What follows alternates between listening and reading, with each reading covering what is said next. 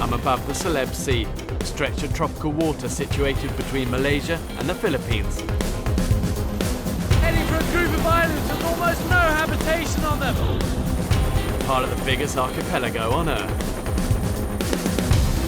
The reef below me is part of the Coral Triangle, and it's absolutely vast. It's almost the size of Australia.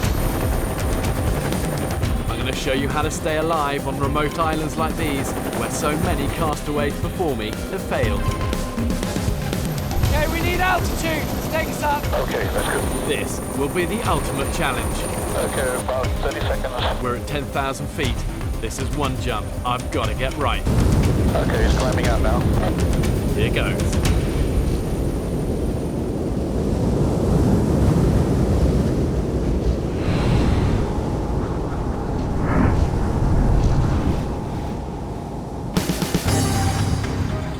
I'm at terminal velocity, around 130 miles an hour. What I'm looking for now is a safe point of entry close to the island.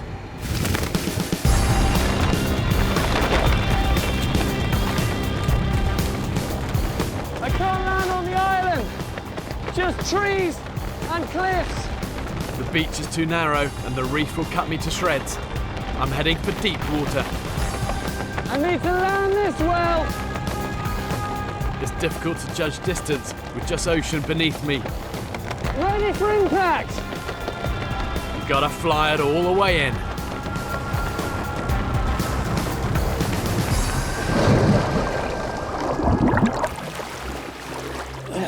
Now to get clear of this rig and make for the shore.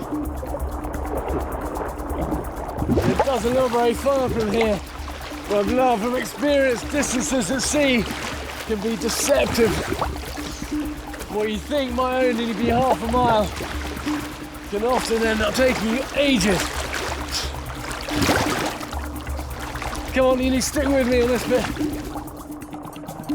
I've got to watch myself on the coral reef. One cut out here could spell bad news.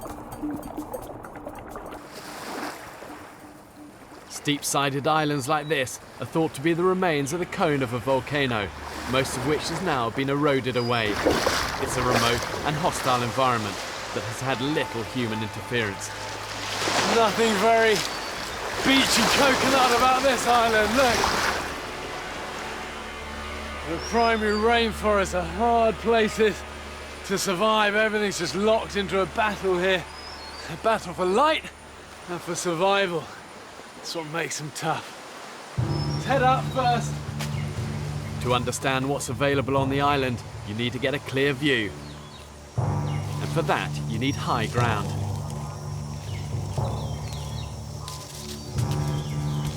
Truly hellish terrain, all of this. Everything grabbing onto you, cutting and pulling you back.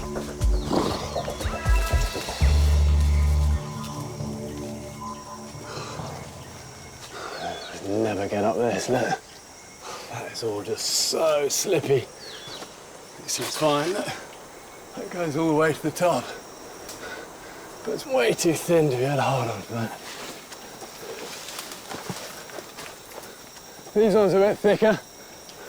These roots fan out from the trunk, trying to get a purchase into the shallow soil. And that is definitely going to be strong enough for me. Okay, let's give this a go. It's around 4 stories to the top. Once I've committed, there's no turning back. The best technique is to use your legs to drive your body upwards. Rely on just your arms, and you're going to exhaust yourself so fast.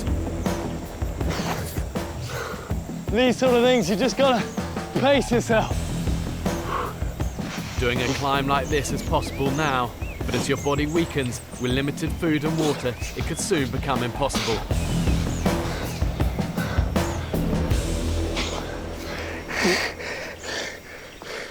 Sorry, I can't talk at the moment. But got myself on this knee. Try and get some blood and oxygen back in the lungs. then work out the next day. Whew. No getting away from it. It's hard work getting out of that. You know, it's a long way down that. Okay, I want to get across to these thinner ones over here. Get up that way. Okay, let's get right up to me first. Come on. Jam in there. Okay.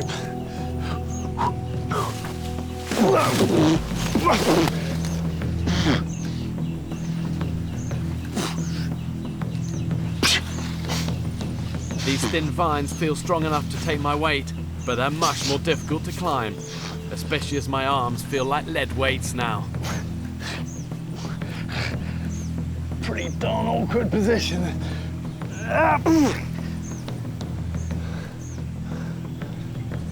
We're up this bit.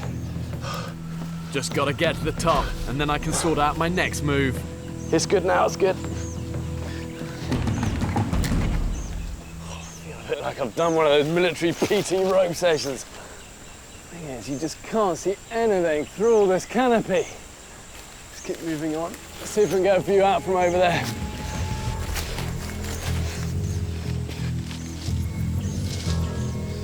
It's so humid under the canopy of the jungle here. Working this hard can dehydrate you in less than 30 minutes. This is the sort of leaf that would have water in it. Look, it's clinging to the branch. Any rainwater is going to come down here and collect in there. But not in that one.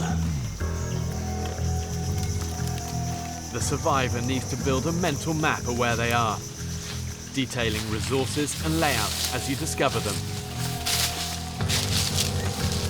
This is more like it. Proper view out over the jungle canopy.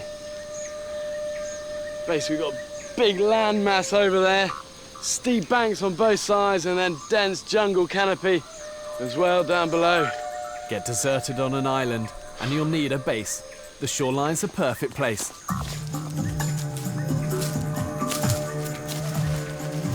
The shore's where you'll find food and sea rescue if it comes your way. And with a bit of luck, provide the island survivor with the most prized commodity of all, fresh water. When it rains on the island, all the water's gonna go one way, and that's down. Might be my best chance of finding drinking water. Look, it's another little island over there. You know, if I lack resources here, it means I've got a backup plan over there.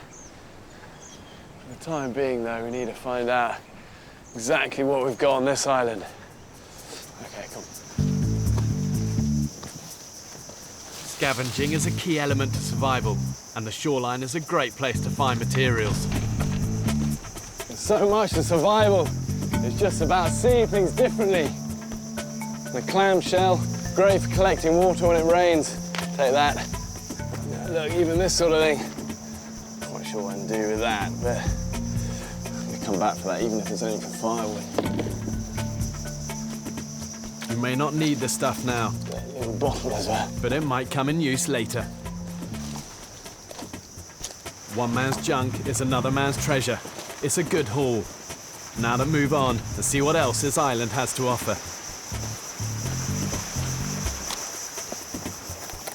Look, even rock pools like this are often good places to find fresh water.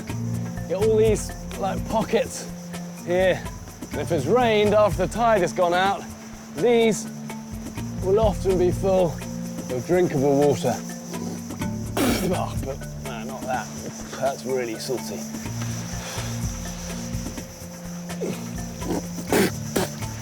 No. Successful survival involves 4 basic principles: protection, systems to assist your rescue, water, and food. Your first priority is shelter. Good bit of beach there. Yeah, and instinctively that feels a nice place to make camp.